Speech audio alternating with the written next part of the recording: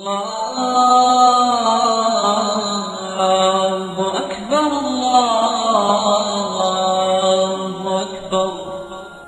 صاحب سفر میں تھے کہ راستے میں نماز کا وقت ہو گیا۔ ایک آبادی میں داخل ہوئے اور نماز کے لیے مسجد کا پتہ کیا تو قریب ہی مسجد مل گئی۔ جب نماز کے لیے مسجد میں جانے لگے تو خیال آیا کہ اپنی سواری یعنی گھوڑا کس کے حوالے کروں، کہیں ایسا نہ ہو کہ میری غیر موجودگی میں کوئی میری سواری اور اس پر لگی بیش قیمت زین جو کہ گھوڑے کی کمر پر باندھتے ہیں چوری کر لے۔ ابھی وہ اسی شش و پنج میں تھے کہ ان کی نظر ایک نوجوان پر پڑی جو ان کی ہی طرف دیکھ رہا تھا۔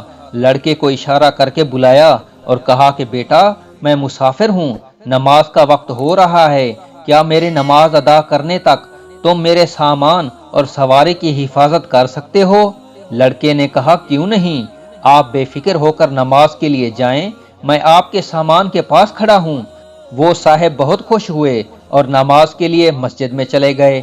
جب نماز پڑھ کر باہر آئے تو یہ دیکھ کر حیران رہ گئے، نہ صرف وہ لڑکا غائب تھا بلکہ گھوڑے کی زین بھی غائب تھی۔ خیر صبر کر کے بازار کا رخ کیا کہ نئی زین خرید لوں۔ ایک دکان پر رکے تو دیکھا ان کی وہی زین اس دکاندار کی دکان میں لٹکی ہوئی ہے۔ انہوں نے دکاندار سے کہا کہ یہ زین تمہارے پاس کہاں سے آئی؟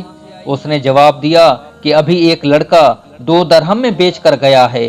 ان صاحب نے اپنا ماتھا پیٹ لیا اور بولے ارے اللہ کے بندے تھوڑا صبر کر لیتا تو یہ 2 درہم حرام نہ ہوتے۔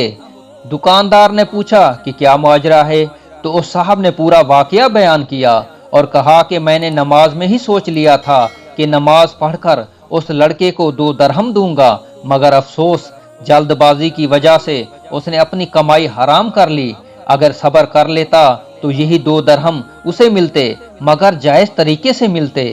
حاصل کلام یہ کہ انسان کو رزق اتنا ہی ملتا ہے جو اللہ نے نصیب میں لکھ دیا، حرام یا حلال طریقہ سے حاصل کرنا ہمارے اختیار میں ہے۔ اللہ اکبر۔